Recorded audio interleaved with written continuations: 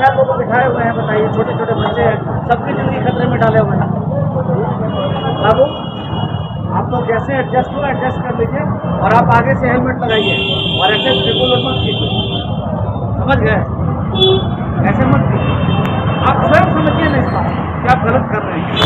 अपनी भी जिंदगी आप खराब है, चीज धक्का मारेगा, छोटा छोटा बच्चा है, हो जाएगा, ज़्यादा बड़ा खर्च नहीं पड़ेगा। सही आगे समझ गए? 5 सीटर 4 व्हीलर भी फेल। हाँ 5 सीटर।